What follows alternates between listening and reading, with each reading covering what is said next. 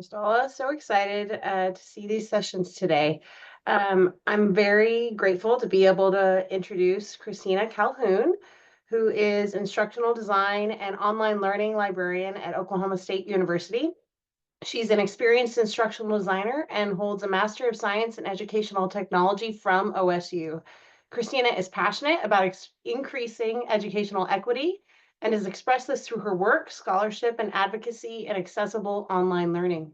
In recognition of this work, she was recently awarded the Oklahoma Council for Online Learning Excellence's 2022 Oklahoma Online Excellence Award for Accessibility.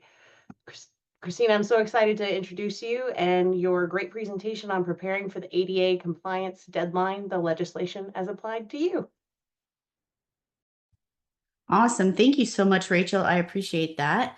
I am just getting all of my things situated here. You know, everything splits itself up once you share your screen. So just give me one moment. I will do my best to keep my eye on the chat. Adam, that was a fantastic presentation. And I think I just feel so lucky I got to go after you because you set everything up so perfectly. Everyone at Able Tech, I can attest to this, is just a wealth of knowledge. I have contacted them countless times with questions, and they're wonderful. So during this part, I am going to chat with you all about the legislation as applied to you as faculty. So I just want to quickly acknowledge, and Adam mentioned this briefly while he was speaking, when you're going to deep dive into accessibility headfirst like this, it can feel incredibly daunting. You might feel overwhelmed. You're not sure where to start. Maybe you haven't started because of that. And I just want to start by letting you know it's okay. You're not alone. You're going to get there. It's going to be part of small steps and over time. And I'm going to emphasize that throughout. Just keep focusing on those small steps over time. Our goal for you here today is to equip you with those knowledge and skills to empower you to be able to move forward. So our objectives in this session right now, we're going to look at what accessibility means for our purposes, what that means for you as faculty, and hopefully you'll feel a little bit better about working accessibility practices, best practices into your normal workflow over time. So before we dive deeper, I want to first frame our conversation with some shared definitions, as well as reframe a little bit how we think about accessibility in order for us to take on the design changes required of us with these Title II updates. So this is the summary of accessibility that Adam provided for us, nice and concise. Thank you, Adam. And, you know, it's ensuring everyone can receive, understand, and act upon that information and services as easily as everybody else. It is not a separate situation. It is designing for everyone.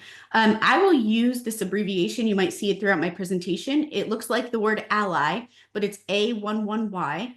And that is a neuronym, which is when you use numbers to represent letters. And that number 11 is the number of letters between the A and the Y of accessibility. So if you see that A11Y, it means accessibility. Oops. There's also a definition of accessible learning that I wanted to share with you. And this comes from the Office for Civil Rights. They've used it starting in 2010 in several different resolution agreements with universities. And the way that they define accessible learning is basically that a person with a disability should have the opportunity to acquire the same information, the same interactions, and enjoy the same services as a person without a disability. And this should happen in an equally effective manner, an equally integrated manner, and with substantially equivalent ease of use. So again, going back to Adam's very simplified definition, it should be something that on the outside looks the same for everybody. Or if it's not exactly the same for everybody, it's integrated in a way that makes sense for somebody with a disability or is substantially equivalent. And so you may have seen If you're familiar with accessibility practice and how it's commonly been handled, you'll know that it's quite common for it to be added at the end of the design process, or maybe you provide remediations whenever it's needed for an accommodation. And there's usually that one person in the department or the institution or whoever it might be that is relegated to make things accessible. And because of how we function that way, because that's the systems we've had in place. Many of these systems were in place before accessibility was even a thought, before it was a legal matter. And so making things accessible has often been treated as an add-on, something that's seen outside the normal process for design, for content, for classwork. And so unfortunately, that pattern can kind of lead to unequal learning opportunities for students with disabilities. They have to request that they have access the same as everybody else, or even it's a visible thing that's different for them from everybody else. And whether or not we realize that this can lead to othering those with disabilities because their learning needs are treated as outside the norm. So, and this kind of practice where you're adding on accessibility later is incredibly, incredibly inefficient. It wastes a lot of time and manpower, and it's really unsustainable long term. So let's think about accessibility in a new way, about our practice in a new way. If you want to improve students' overall experience and remove that othering so that everybody is seen with the same foundation and same learning opportunities, we can reframe our view as accessibility as something that's the baseline. It's just part of what we do, and everybody has a hand in it. Everybody is responsible for it in their own way. So think about when you learn to use PowerPoint. At the time, probably, most likely, alt text wasn't an option. And so nobody learned to use PowerPoint with alt text. But now that they have it built in and we're learning how to use it, that's just going to become part of your process. And students who are growing up in school now learning to use PowerPoint, hopefully they're learning how to use alt text as part of their process. Changing your practice this way so that it's foundational and that everybody has, and it's just normal and as part of the norm, and everybody has a stake in it, will eliminate a lot of those inefficiencies. It will lead to sustainability long term. You're not having to remediate things like right and left. And it offers that equal playing field as much as you can possibly offer at that time. There's also studies that show that it has led to retention, especially for students with disabilities, that when they are just offered things that are accessible foundationally, there is a higher retention rate, which is fantastic. Okay, so this Title II ruling, it's a mouthful. Adam went through some of the key points already. Let me adjust my screen really quickly. Sorry about that. Okay. But, Adam already mentioned, it's these technical standards that were established for making accessible the services, programs, and activities offered by state and local government entities to the public through the web and mobile apps. Okay, so what does that mean? What does that include? Well, in a very tiny nutshell, almost anything digital. So hooray for us. I say that jokingly, obviously, because this is achievable. We will do it small steps over time. But Title II, the way it defines web content, that's the term they use, it's so broad in what it covers that basically if it's digital, it will most likely need to be accessible. Just a couple more ways to frame this, the way that they define web content, excuse me. Adam mentioned in his presentation, it's basically the documents, web content, mobile apps, and that applies to both public and internal content. And so this content can be viewed on desktop, laptops, smartphones. It says, or elsewhere in the definition, think about like digital signage, kiosks, and so on. You can see it students can see this via web browsers, media players, plugins, other programs. And some examples of what that might include are text, images, sounds, videos, controls, animations, and conventional electronic documents, which I will explain briefly, which I believe Adam also did. So thank you again, Adam. Told you, I'm really glad that he went before me.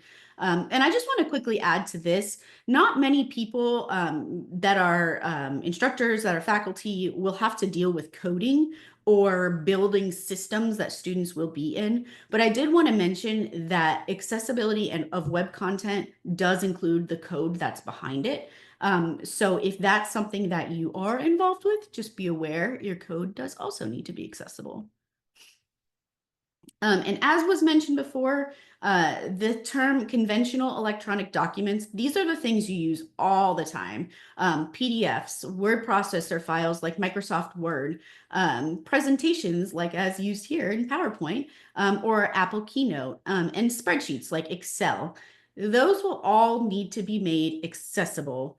And again, we'll go through an exception about that later, but yes, those are included. So what does this not include? There are 5 exceptions, with each having qualifying criteria. There we go. For each of them. And I put that as an appendix here. You can also view that summary of exceptions. If we have time at the end, I really do want to go over them. But and I'll mention them as we go through. But a best practice is, even if something does meet that exception, it is a best practice to, if you're requiring it in teaching and learning, provide an accessible version of it, because students will need it. And again, you're setting that expectation that everything you do is equally accessible by all of your students, that they all have the same learning opportunities. And also, if something does meet an exception, because as Adam mentioned, this is just until the compliance date, you still need to provide an equal or equivalent material on a case-by-case basis as requested. So those 5 exceptions are, and which again was touched on already, if you have archived web content from before the compliance date, and this is stuff that you're just filing away in a specific area, specific server. It's only used for, reference. They use the terms reference research and I forget the third one. I'll look at it later. But in our context means very different things about reference and research, because those are things that faculty do all the time. But this is something like you're filing it away. You don't use it again. It's just there in case you're like, wait, what was that thing that was said? And so that has to be like all the old Canvas classes. Yeah, Dorothy, I just saw that question in the chat, that if it's something that's not being used and you're just kind of filing it away, that would probably fall under the exception. The only issue is that it would have to be on a dedicated server space for archived materials. That's one of the big things they've said. And so, yeah, I would mention for a classroom use case, archived content, I'm thinking about, let's say you're doing a unit on whatever it might be that use university or institutional archives, and you're focusing on a specific time in the past that you want to use those materials as primary source documents or whatever it might be. I would say those would need to be accessible, because now it's not just filed away, saved for, if you ever need it. It's now being actively used as course materials. And I see there's, oh, never mind. What about old yearbook scans on the library website? That is a great question. They do touch on libraries and their archives and what that means. And basically, if it's being used actively, or if it's updated after the compliance date, you should make it accessible. If it's something that's just filed away and nobody looks at, basically, then you can leave it for now. But the way that I've looked at it and have spoken with our library about looking at it is basically prioritizing as you're making your remediation plans for things like old yearbooks. Something like that, if it's not actively used but would be needed, prioritizing, other things first to bring them up to accessibility, and then coming up with a plan for that. Can you clarify the archived content if old Canvas courses do not allow students to access but are not part of the official archive instances? Wouldn't this still be an exception? So there's 4 criteria for it. Let me go to it really quickly. The criteria are, and it has to meet all of these, that the content was created before the compliance date, or you're reproducing physical media, photographs, videos, whatever it might be, that were created before the compliance date. And it's only used for reference research or record keeping. Again, that meaning like it's held away somewhere just because you're not supposed to get rid of it. And it's kept in a special archival area, and you haven't changed it since you've archived it after the compliance date. So I think it could be, if nobody is using those old Canvas courses, I would say it's fine. The problem becomes if you are using them for student facing again, then you probably do. Yeah, you can't go back years and fix the former semesters. I would say that to focus on, I see Clarissa jumped in here. Yeah, I would err on the side of not going back to fix it. And if somebody says, hey, I want this content, I need it because of this accommodation or whatnot, then you can address it. So this one about pre-existing conventional electronic documents, this is something that may come up in your use in the classroom, because I am certain that we all use Word docs, even, Excel spreadsheets, PDFs, PowerPoints. So the exception here is that if it's one of those type of formats, the word processing, presentation, PDF, or spreadsheet, and it was made available before the compliance date, then you don't have to update it at this time. But if you're updating it in any way, or let's say a student needs it, you're requiring its use in your class content, and it is not accessible, then you would probably need to update it. One instance that I can think of with this is, let's say that you're using a syllabus that you reuse. I think Adam may have used this. You reuse it every single term, and it's been created since, I don't know, 1978 or whatnot. But all you do is change the date in the semester on it. You would actually need to make that accessible because you're updating in some way. Okay, good. No worries. That's all right. Laundry. Oh, is someone wanting to chime in, or is that an accidental unmuting? Okay, well, let's move on with that one. This non-contractual third-party content is one that, you know what, let me go ahead and just scroll all the way down to, here we go, is one that came up in the chat while Adam was speaking. And with this one, what it is think to yourself about, sorry, let me get my notes in order here. If you had, what it's referring to is like if you had an openly available message board on your website, you wouldn't be responsible for the accessibility of what somebody posts in the comments because they're not contracted by you. It's just openly available. Now, if you were to have a contract with this person, yes, and thank you, Adam, for linking that fact sheet. Let's say, we in the library have a bunch of databases that we provide access to, and journal articles and streaming content and whatnot. We've contracted with them to provide this content. And so therefore that must be accessible. And we're the ones, the university, the institution is the one that needs to make sure that that happens. And so let's see, I'm keeping an eye on the chat real quick. Christina, if you want to just go ahead, I'm happy to surface any questions that happen in the chat for you. Perfect. Thank you so much. Yes, so I'm thinking of a classroom application here. This could be, let's say, and this kind of came up in the chat, you are linking to a third-party website for content, and it's just, you're giving people or students an example of whatever it is that you're talking about, and you're not requiring something from it as an assignment or whatnot, but you're just linking to it.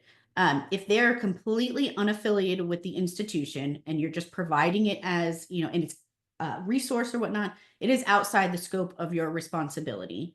But again, to provide that equal or equivalent experience, if you are using that third-party content unaffiliated as required coursework, please do preemptively provide an accessible version, as long as it is within copyright. The fourth exception is if you were to use individualized password protected documents. Think of getting a water bill sent to your house or to your email. That would go under the exception because it's, specific to you. You have to access it through an account that's password protected. It is a Word doc or a PDF. And it's before the compliance date, then it doesn't have to. If you are sending your students a grade layout to their individual Canvas or LMS message box just to them, they have to access it by password. It is a PDF of their grades. That would fall under the exception. But again, let's just go ahead and make everything accessible where we can. And finally, this pre-existing social media posts exception. It's basically if these posts were made and posted before the compliance date, you do not have to go back and update every single one. But they do mention in there that if it becomes relevant to your content again, or to your services, whatever you're providing, that you should provide that equal or equivalent version of it so that people have access to it. Again, it's all about, there's always the caveat of how is it being used and when and where. Most course content will have that requirement of being accessible to students. Okay, let me scroll back up. All right, here's where we are. So what does this mean for me as a faculty at my institution? I just want to clarify really quickly before we jump into that many of you are probably aware of what an accommodation is and how that differs from accessibility. So the accommodation is something that's documented through your accessibility services office. They provide this documentation of approved adjustments that you can make to the course. It is only specific to that student and nobody beyond that. And once the instructor is notified of it, you have to provide that accommodation. It could be more time for testing. It could be a specific space that they can work in. There's a variety of accommodations that are available. This is a one-by-one basis, one-on-one basis. Accessibility, and you'll see I'm using that A11Y there. That's something that's design principles, like I mentioned earlier, that we're going to try to incorporate into your process. Everybody has a hand in it. And the hope is that you make it so that once it's included in your processes, you're universally designing your content for as many people as possible, regardless of their disability status. So some typical faculty web content that you'll encounter in your time as a faculty is a lot of it is going to be in the LMS, honestly, your learning management system. And your learning management system, you can add text to it, you can add electronic documents, videos, sound bites, audio, images, animations, interactions, assignments and assessments, anything that you link in there as licensed resources, such as articles, ebooks, streaming content, all of those things, will need to be made accessible by the compliance date. Emails that you send to your students or that you message through the LMS with, any third-party apps that you're using to bring in to your instruction. If you're holding online synchronous sessions or even asynchronous, those will need to be accessible as well. If you use a digital whiteboard in your class, the content that you put up there should also follow accessibility principles. These are just some of the most common ones that you'll encounter. And I do want to mention that there are varying levels of responsibility in what needs to be made accessible. For example, as a faculty, you likely don't have a hand in designing your LMS and what the colors are and, the paragraph spacing and all of that. Those things that come stock as it would appear when you get to it, that's probably above you. And so that's why it's important that everybody has their own responsibility and their own hand in this whole process. And so, yeah, it might be outside of your control. So just to highlight the importance of, making sure that what you do is accessible. And no matter what your role is, it can be very overwhelming to walk into these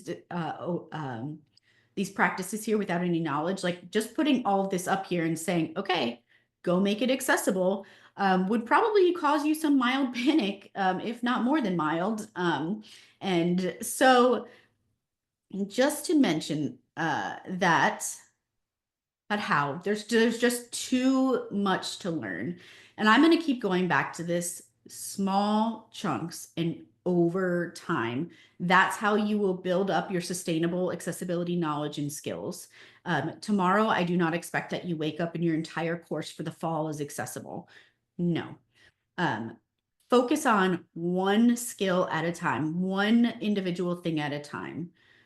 Here are some tips for approaching that, of adding accessibility to your courses, to your work with students. You know, even if it's your research focused instead of teaching focused, this applies to all of the areas of faculty that are digital, that fall in the digital realm.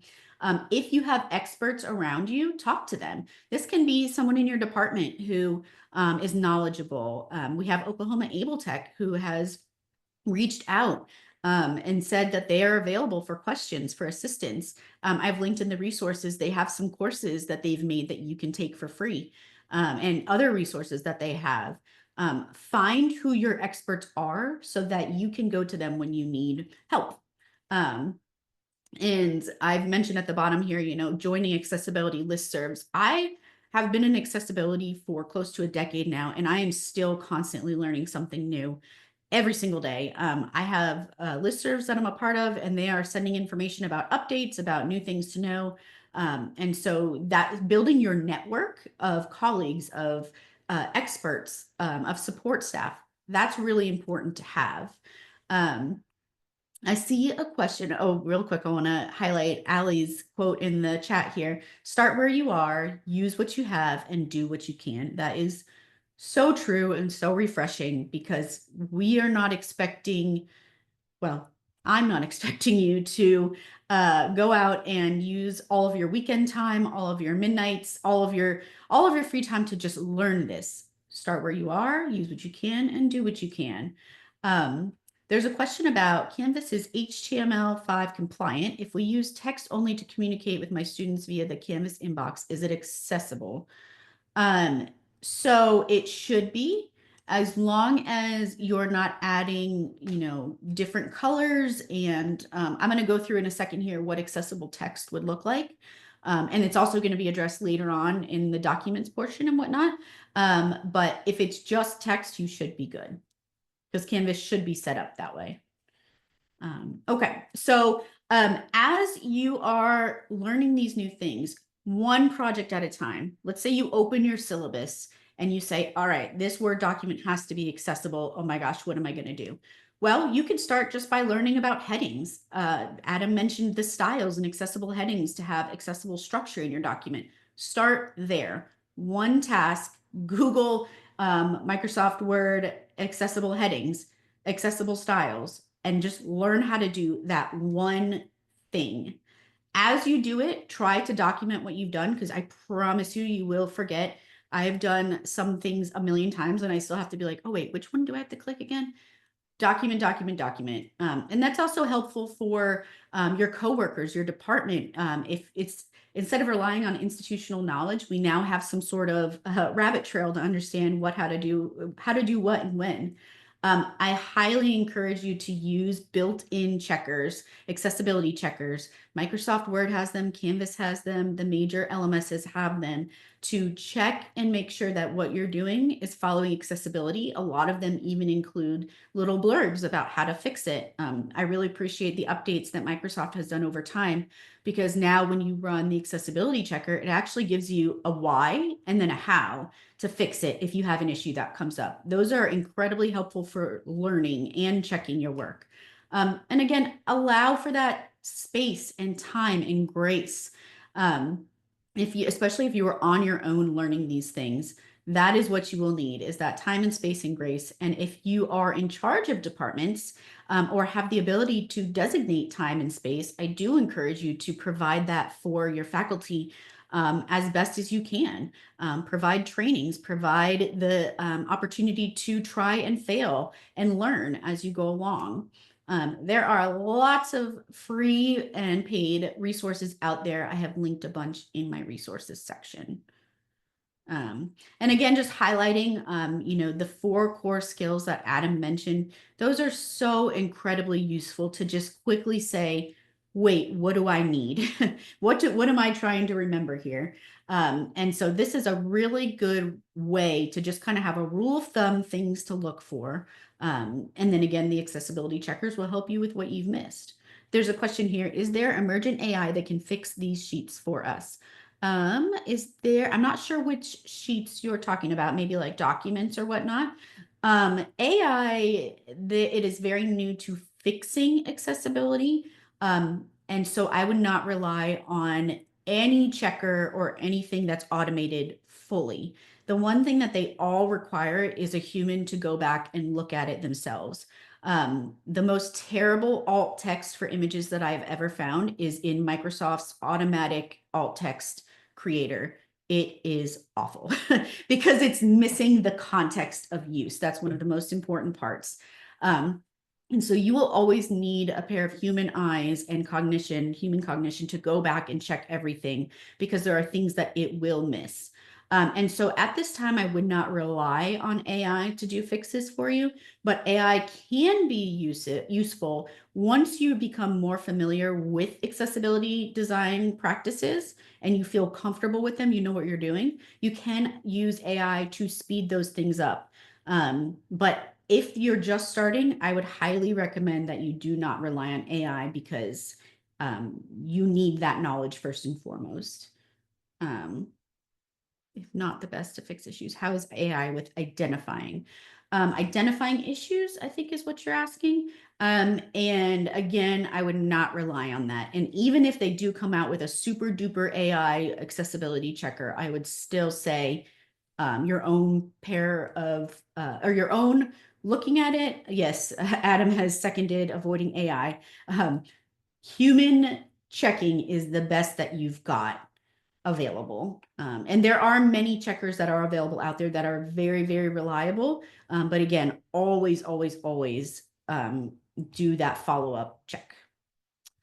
Okay, I'm trying to scroll through my notes here. I apologize. Okay.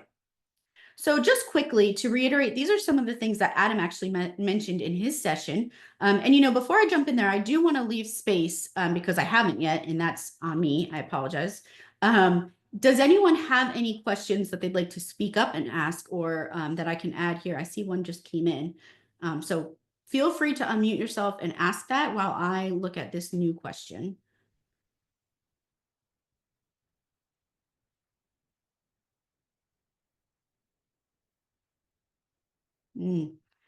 So the question that was posed was, is there a way to make, like let's say you have a Microsoft Word checker and then you also have Panorama embedded in Canvas to check for accessibility. Is there a way to make them work together?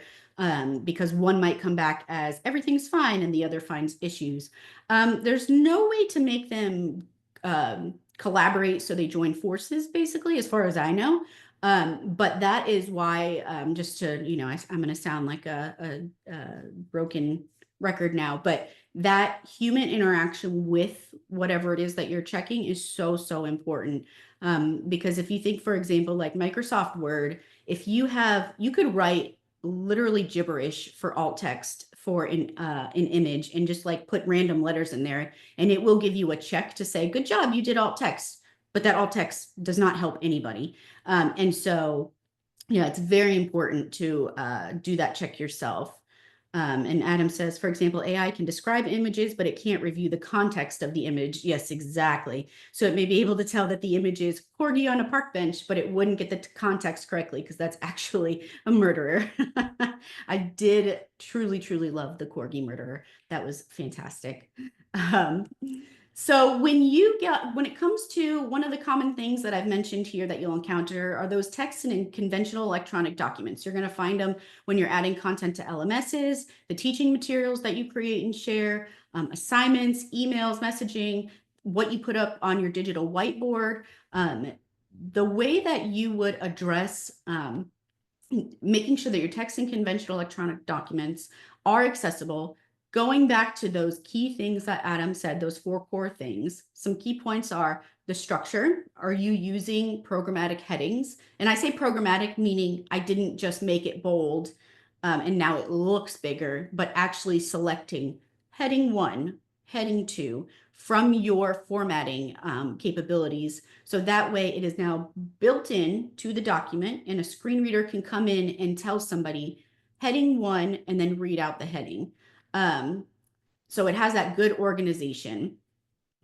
Readability, use that plain language so it's understandable. We had a question in here about, what if you're teaching a law class? Do you need to make it very plain and not use the legal terms?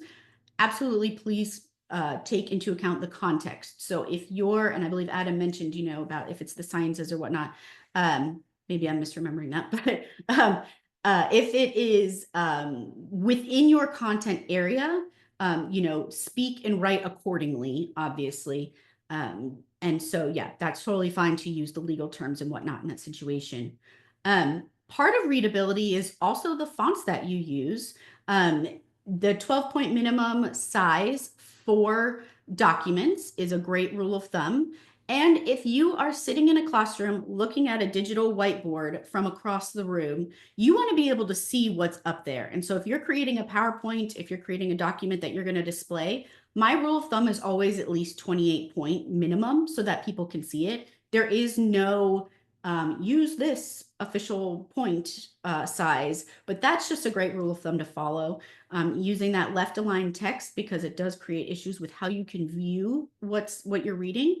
And again, that appropriate color contrast. All of these things were mentioned previously. Thank you, Adam, for doing this for me. But that I use WebAIM's contrast. Oh, I wrote contract. Excuse me, contrast checker. It will not check contracts for you. But use their contrast checker. I use it at least once a day minimum. Another common thing that you will encounter is this video and audio. You can add videos or link them in your LMSs. You can even create a lot of times videos and audio in the LMS and post it for students. You can add it to your teaching materials, your assignments and whatnot. The key points here is going to be those closed captions and or transcripts. Always, always, always, always, always include them.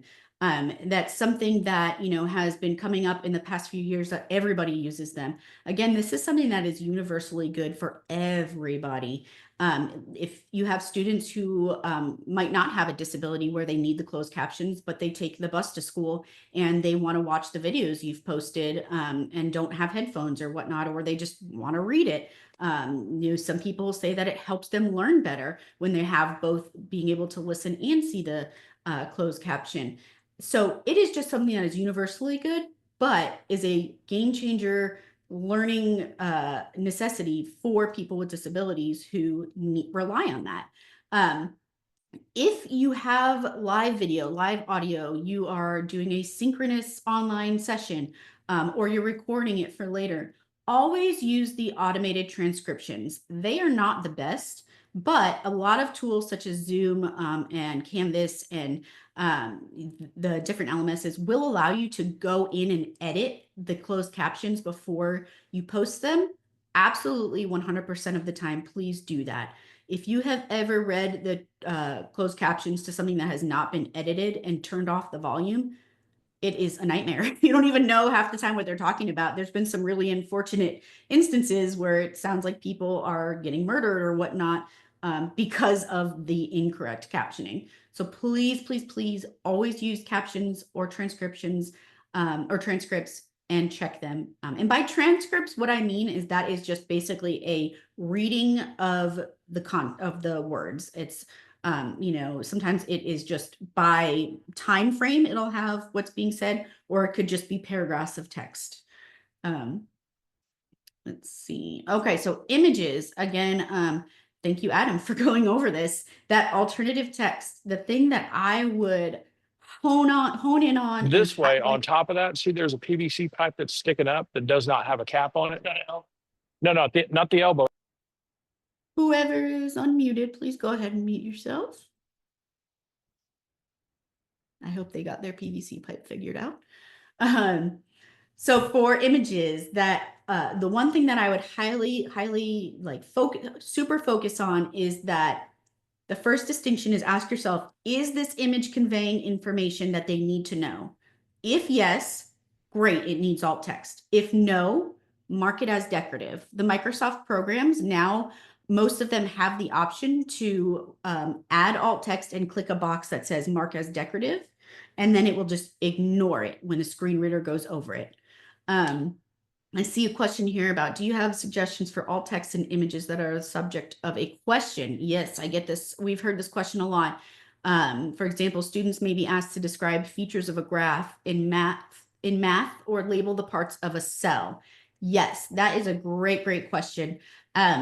My advice for that, because there is no surefire, like, here's how you do it, is to focus on the features that need to be described in order for them to The stuff can understand. drift in, and that's directly connected.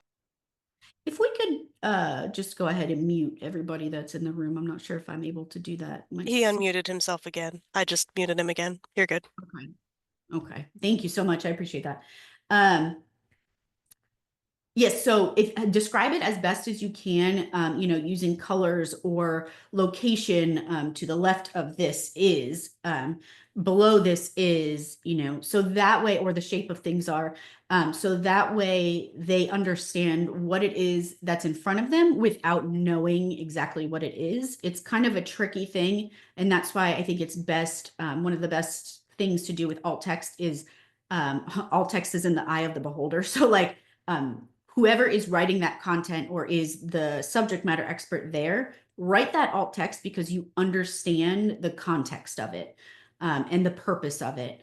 And that's what I was starting to say before, was always think about what is the goal or purpose of this image and what context is it in, and convey those two things as concisely as possible. Always go back to that. What is the goal here? Now, let's say you have a giant graph that is, as mentioned, or like a diagram of a cell, or, you've got a table that lists numbers and whatnot. If it's important for people to see the details or to hear the details of that and not just, one snippet of what it all means in a nutshell, there's something called complex alt text. And I have a link in there that, yes, not contrast. That I have a link in there to understanding, complex images. You can create something like an appendix to your document, or, in PowerPoint, you can use notes. And basically what you can do is use that as a way to spell out everything that's in there, so people can optionally go and hear that. There's a lot more that could be said about alt text and complex images that would take up a whole session. And I do believe somebody is going over that later, so I'm going to move on here. And yes, I did mean contrast checker. They do not check contracts. I apologize. So that's the end of my spiel for the moment, but I would love to hear what other questions you guys have. I've been seeing the chat going nuts over there, and so I do appreciate everyone coming up with these questions, asking them. I appreciate all of the other experts we have here today who've been popping in. What else you got for me? Feel free to unmute and ask. I'm gonna chime in with something that I learned early on when I was starting to learn this, is that I created a video and I typed the captions, or I typed everything on the page in the video itself. That is not a closed caption. A closed caption is actually separate. So when you're getting your videos closed captions, you have to be able to turn it on and off, and it has to work with the closed captioning button. The captions on the page don't help and don't count as accessibility, just so that everyone else doesn't have to learn that the hard way. Yes, thank you so much for mentioning that. That is such a great point. And what I believe you're talking about is like basically burning the closed captions into the video itself. And like you said, that is not, if that's all you have available, that's one thing. But in this day and age, there are so many ways of adding closed captioning that it is a separate entity that can be toggled on and off. And yeah, as Adam said, they're called open captions. They're better than nothing, but he says, closed captions are best practice. It allows the end user to customize how they look best for them. Exactly, exactly. If that's all you have, great. Well, not great, but yes, do that. But in this day and age, there should be enough resources out there to have it as a separate thing. What else can I answer, or can we chat about? If anyone wants to share how they've seen this done in their own practice. Have you seen any advancement in changing documents that have been made accessible to another format without breaking it? Any suggestions on best practices for doing that? Yes, that's a great question. The best practice for making sure that when you change formatting that it doesn't break it is to make it accessible as possible in the first format that it's in. Typically, you'll see that when you are saving a Word document or a PowerPoint as a PDF or even an email message as a PDF. I always recommend, and this is, Microsoft also says this, so I didn't just make it up, that, make your document, whatever it might be, accessible, following best practices, and then use the export option for Acrobat for exporting a PDF. And don't just save as PDF, but export it as a PDF. And there are options on there usually that will let you choose, do you want to keep the structure of the document? Do you want to keep the tags in reflow? And yes, you want all of those things. So definitely follow accessibility best practices and then follow exporting and saving best practices for it. I saw that there was a question about how to make a video accessible. If there's a graph in it, does it have to be accessible? So the way you make a video accessible is by, did I have it here? Oh yeah, so I did mention obviously the closed caption and the transcript, but in the video itself, you'll also still want to follow contrast best practices, making sure that you're using your color checkers, that there's proper contrast in them. One of the best practices you can do with videos is just like alt text, you are make sure you're not relying on somebody to have eyes to see and what you're talking about. Say it out loud. And so if you have a graph in the video, describe it to them.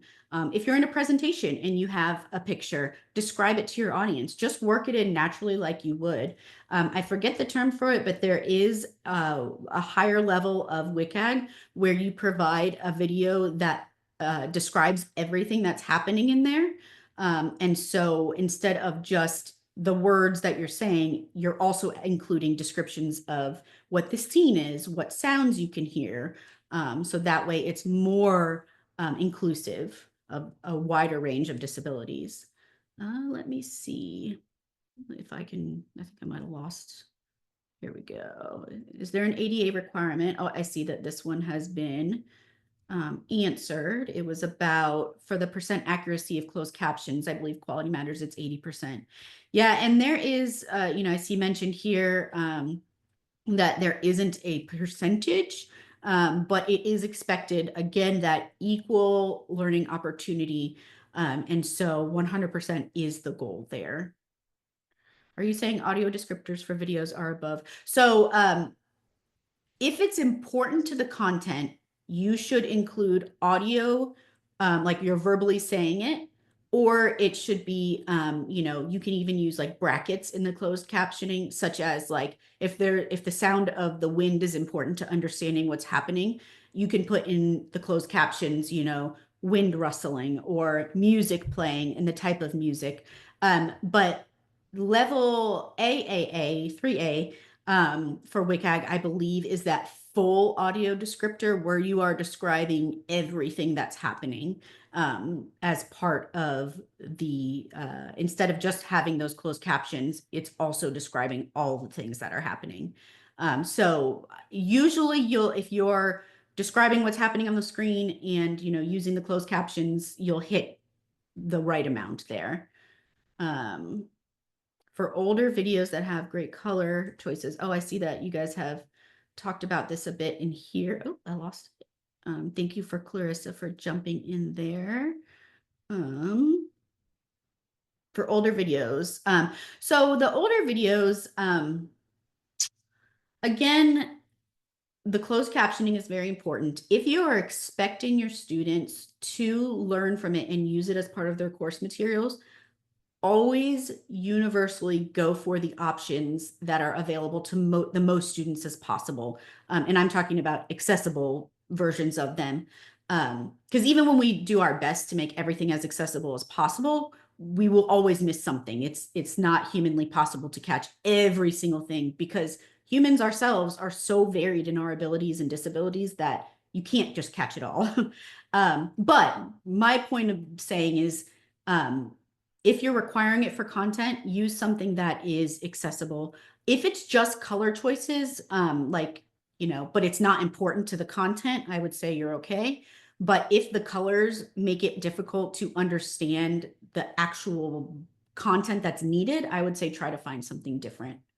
How will this apply to textbooks? Well, all textbooks have to be digital to comply. They won't all have to be digital. There are accommodations that people have even now. I cannot off the top of my head remember the name of the company, but there is an accessible textbook company that has accessible e-versions. Even if the textbook is only hard copy, they have e-versions of it for students who need it. And that's for a registered accommodation. Students would have access to that. But I do want to mention, if it's an ebook, that is one of the required types of content that will need to be made accessible after the compliance date.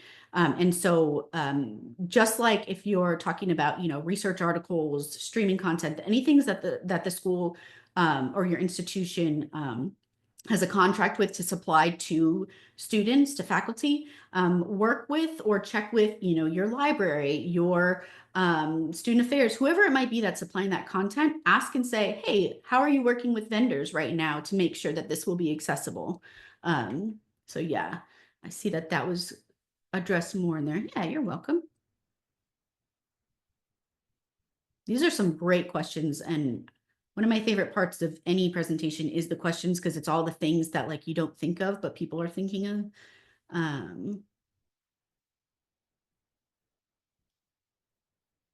Clicking on Clarissa. Yep, OER textbooks. I'll get to that once again. Clarissa had linked the audio description level 2A.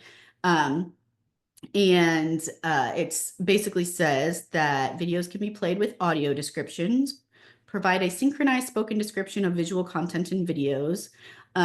People who cannot see, so that people who cannot see or understand the visual content can hear about it while playing the videos. Yes, so it is level 2. I apologize about that. I'm thinking of more in-depth ones that are incredibly detailed, but if something is on the screen that's important for students to be able to take in, definitely describe it for sure. Okay, how about OER textbooks? That's a great question. Yes, even OER textbooks would need to be accessible. And I am all about open and OER. And so this is a conversation that I'm also having with our OER coordinator here at our library to see how the process for faculty who are creating the OER textbooks, that they are incorporating accessibility into it from the start. So we have that product. One thing that we've done, just as an aside, in our practice, the OER coordinator and I, she's our OER librarian, we held a sprint, we called it. It was a workshop for faculty who had already authored OER textbooks. And during that time, we did some quick accessibility how-tos, and then we spent the time just working to update the textbooks and their accessibility, focusing on alt text for images. So if you work in OER or have an OER, I think that is a great place to start working on your accessibility skills for sure. What other questions? If you're still thinking of them while you do that, I'm going to scroll down and let you know that I have linked resources here. And also I put, resources here, some places you can go, that fact sheet, Oklahoma Able Tech, their understanding of the new ruling. These are some listservs that you can join.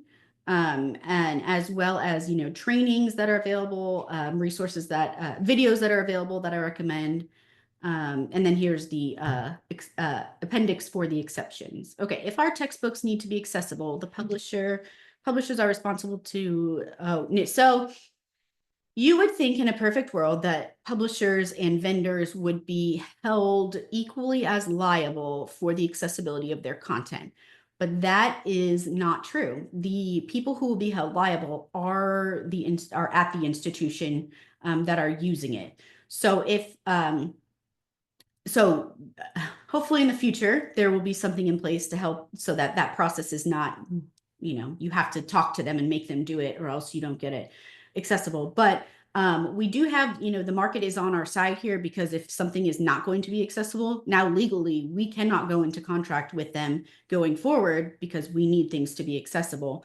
And so the best practice at this point is to have people who are in procurement, you know, who are working with publishers, who are working with journals, databases, ebook publishers, to secure those contracts for your institution, that they should be up to date on the accessibility, the updates in Title II. And there are so many resources out there right now. I've been really thankful to see a lot of contract language people are putting out as examples, questions you should be asking. And so if you are in procurement, absolutely yesterday you should have you know, started talking to your vendors about that.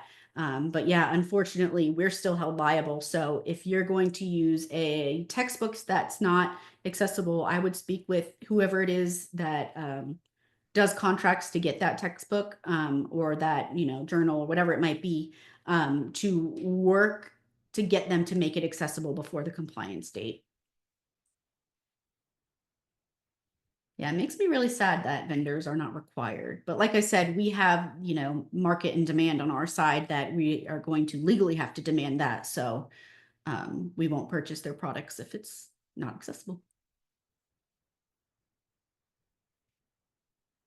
I do notice that we have just a few minutes left, and I think I will keep an eye on this chat. But if people want to take just like a few minutes to get up, stretch before our next wonderful presentation, I'm good with that, if that's okay, Crystala. Absolutely. Thank you so Okay. much. Great presentation, Christina. Yeah, thank you guys so much. I appreciate all of the questions.